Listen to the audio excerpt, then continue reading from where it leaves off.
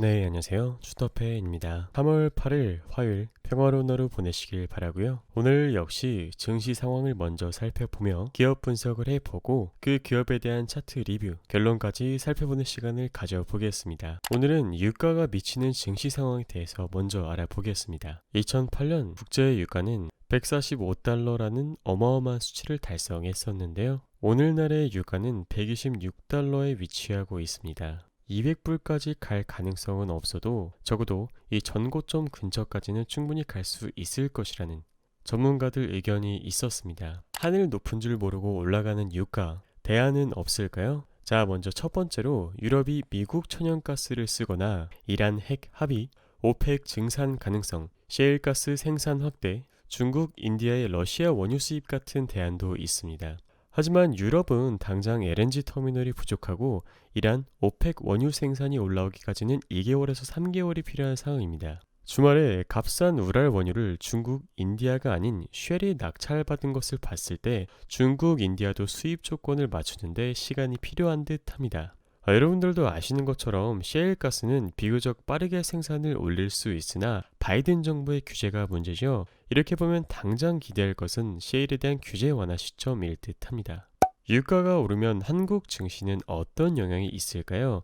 100달러를 상회하는 국면에서는 국내 반도체나 자동차와 같은 경우 영업이익률이 전분기 대비 크게 하락, 대신 반도체는 90에서 100달러 사이, 자동차는 70에서 80달러 수준에서 영업이익률이 개선되겠죠. 유가가 한 번에 올라갈 수도 있고 시간이 좀 지나서 내려올 수도 있는데 반도체, 자동차 업계에 장기 투자를 한다면 유가가 고점을 찍었을 때 저점 매수를 하거나 고점을 찍고 내려오고 반도체, 자동차가 반등을 하는 그 시점에서 동반 매수하는 전략을 취해볼 수 있겠습니다. 반면 고유가 시대에도 운송, 조선, 가전의 경우 배럴당 100달러를 상회하는 국제유가 환경에서도 영업이익률 개선 가능성이 있는 업종으로 뽑혔습니다. 오늘 소개해드릴 업종은 건설 그리고 플랜트 쪽인데요. 탈러시아가 만들어낸 국제유가 100달러 시대, 중동 국가들의 풍부한 재정으로 건축, 신재생, 가스 등 건설 투자는 확대될 전망이고 특히 건설 플랜트 업계 쪽에서는 러시아의 경제 제재의 영향은 제한적일 것이라고 합니다. 러시아의 리스크보다 고유가에 따른 중동 국가 발주 확대에 따른 수혜가 더 큰 상황이라고 볼 수 있겠고 따라서 카타르, 아랍에미리트, 사우디 중심으로 가스전 등 투자 확대를 기대해 볼 수 있겠습니다. 오늘 소개해드릴 회사는 40년 넘게 가스 처리 분야의 다양한 플랜트를 성공적으로 건설해온 회사, 세계 최대 규모의 S-오일 아로마틱스 플랜트를 시작으로 사우디아라비아, 딜레이드 코커 등 정유 프로젝트를 통해 진출국의 산업구조 고도화에 기여한 회사, 린데, 쉘, 사이언티픽 디자인, 다우 등 유수한 라이센서들과 긴밀하게 협력하며 세계 곳곳에서 다양한 석유화학 프로젝트를 성공적으로 수행한 회사, 그리고 산업 플랜트 분야에서는 IT 생산 설비, 제약, 타이어, 철강, 소재 부분 등 다양한 프로젝트를 성공적으로 수행한 회사, 환경 분야에서는 전 분야에 걸쳐 400여 건이 넘는 프로젝트를 수행한 회사, 바로 삼성 엔지니어링입니다. 시가총액은 5조 2,400억 원 정도 하고요. 투자 포인트는 세 가지입니다. 첫 번째로 대규모 일회성 비용을 반영하더라도 영업이익은 컨센서스에 부합했다. 두 번째는 22년 수주 개선 기대감은 아직 유효하고 신사업 확대 기조까지 지속되고 있다. 마지막으로 증권사 투자 의견은 매수, 목표 주가는 31,000원이라고 하는데 그 근거가 무엇인지 찾아보도록 하겠습니다. 자, 첫 번째 키워드입니다. 대규모 일회성 비용 반영에도 영업이익은 컨센서스에 부합했다 라는 내용인데요. 21년 4분기 삼성 엔지니어링의 연결 실적은 매출액은 2.1조로 전년 대비 플러스 35%, 영업이익은 전년 대비 플러스 33%를 기록했습니다. 당 분기 매출액은 멕시코 도스보카스 등 대형 화공 프로젝트 실적 기여 확대와 그룹사 매출 급증으로 시장 예상치를 무려 33%나 상회한 실적을 부여받았습니다. 당분기 영업이익에는 사우디 얀부발전 중재 소송 기각에 따른 충당금 및 소송 비용 그리고 비화공 원가 약 1,200억 원이 반영되었으나 시장 예상치에 부합을 한 그런 훌륭한 실적을 보여주었고 화공 매출 내 피드2 EPC 프로젝트의 기여도는 이게 바로 멕시코 도스보카스, 말레이시아 사라왁이죠. 이 기여도는 40%에 육박하며 화공 매출 총이익률은 16.5%까지 상승하는 기염을 보여주었습니다.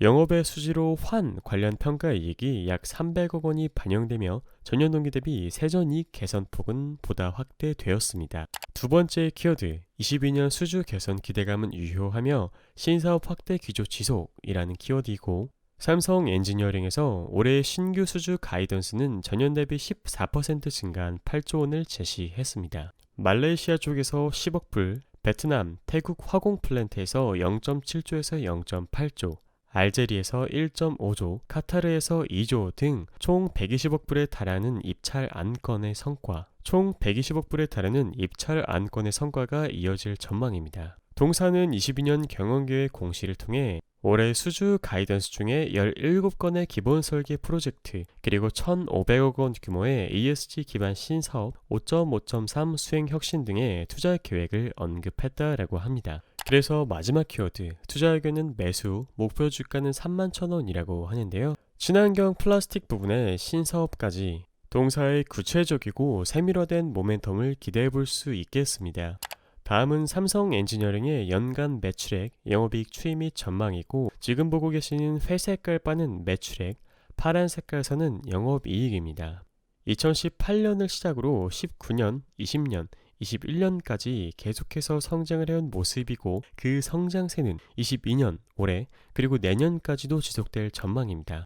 다음은 삼성 엔지니어링의 19년, 20년, 21년 결산 가치입니다. 보시기에도 매출액, 영업이익, 지배순이익 꾸준히 성장해왔지만 21년도에 특히나 괄목할 만한 성장률을 보여주었고, 그 성장세 올해도 이어질 전망이죠.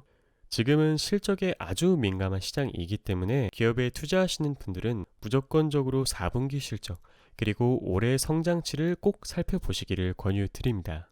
다음은 투자자별 매매 동향, 그리고 차트 결론을 살펴보겠습니다. 2월 7일에서 3월 7일까지의 투자자별 매매 동향 데이터, 한눈에 보시기에도 외인의 강력한 매수세가 돋보이죠. 그 다음은 기관, 연기금, 사모펀드, 투신이 매수를 했고, 개인분들은 상당히 많은 물량을 매도한 것을 확인할 수 있었는데, 삼성 엔지니어링이 하락 횡보를 꽤나 길게 했었기 때문에 물려있던 분들이 꽤나 많았을 것으로 추측됩니다. 그래서 최근 상승세 그 반등에 매도하신 것으로 생각됩니다. 다음으로 삼성 엔지니어링의 월, 주, 일봉을 살펴보겠습니다. 이동평균선의 경우 현재 정배열 초입 구간에 위치해 있고, 여기에 위치해 있는 저항 구간 돌파를 시도하고 있는 상태라고 볼 수 있겠습니다. 지금 얼핏 보시기에 저항 구간을 돌파한 것이 아닌가 라고 생각하실 수도 있겠지만, 아직 3월달 이 월봉 마감이 되지 않았기 때문에 만약에 주가가 쭉 밀려버린다면 그것은 돌파한 것이 아니라 밀렸다고 보는 게 맞기 때문에 큰 비중을 싣기는 조금 위험하고요. 주봉, 일봉을 통해 살펴보겠습니다. 주봉상 중요 저항 구간은 26,900원부터 27,800원입니다. 즉 해당 구간에 많은 매물대가 쌓여 있다는 뜻이고, 해당 구간을 돌파하고 지지받는다면 3만원까지는 충분히 열려있는 차트라고 해석해 볼 수 있겠습니다. 해당 구간을 돌파하고 지지받는다면 3만원부터 31,250원 수익 실현 가능 가격대로 비중을 정리해 볼 수 있겠고, 혹시나 오버슈팅이 나온다면 36,500원을 최종 수익 실현 가격대로 설정해 볼 수 있겠습니다. 지지받는 가격대는 24,800원부터 25,500원입니다. 해당 구간을 이탈하고 내려가 버린다면 주가는 약세로 전환할 확률이 높습니다. 주봉 이동평균선 역시 정배열 초입 구간이기 때문에 월, 주, 추세 상당히 견조하다고 할 수 있겠습니다. 마지막으로 일봉을 자세하게 살펴볼게요. 시나리오는 두 가지입니다. 돌파할 경우 이 저항을 지지로 이용해 볼 수 있겠죠. 그렇다는 것은 즉 돌파하고 26,900원부터 27,800원 이 가격대를 지켜주는지 확인해 본 다음에 여기서 매수를 받고 여기서 수익 실현을 해볼 수 있겠습니다. 두 번째, 최근에 상승세가 조금 가팔랐죠. 게다가 주가가 저항 밴드에 위치하고 있기 때문에 언제든지 매도 물량이 또 출회가 돼서 주가가 밀릴 수가 있겠죠. 그렇다면 다음 지지밴드 24,800원부터 25,500원 해당 가격을 매수 가능 가격대로 잡아놓고 지지하는지 확인한 다음 눌림목 매수를 진행해 볼 수 있겠습니다. 해당 종목을 바로 따라붙고 싶으신 분들도 계실 텐데요. 두 가지 시나리오가 있으니 참고하시길 바라고 한 주 정도 매수해서 정찰병으로 활용해 보시는 것도 좋다라고 판단됩니다. 오늘의 결론입니다. 고유가 시대에 적합한 산업 및 실적을 근거로 공부해 볼 수 있는 종목이며 현재 위치, 저항에 인접해 있죠. 따라서 매도 물량 출회 가능성이 높기 때문에 주의하시고 이 매도 물량을 다 먹고서 돌파를 해버린다면 주요 저항 구간이었던 가격대를 지지 밴드로 활용하셔서 매수를 해볼 수 있겠습니다. 개인적으로는 오늘날의 자리부터 정찰병 한 주 매수 후에 관찰해 보시는 것을 권유드립니다. 본 영상은 기업에 대한 매수 추천 영상이 아니라 직장인 분들, 가정을 돌보시느라 시간이 부족한 분들을 위해 제작된 영상입니다. 공부 자료로 활용해 주시면 감사드리겠습니다. 여러분들에게 도움이 되셨다면 구독, 좋아요, 알람 설정 부탁드릴게요. 감사합니다.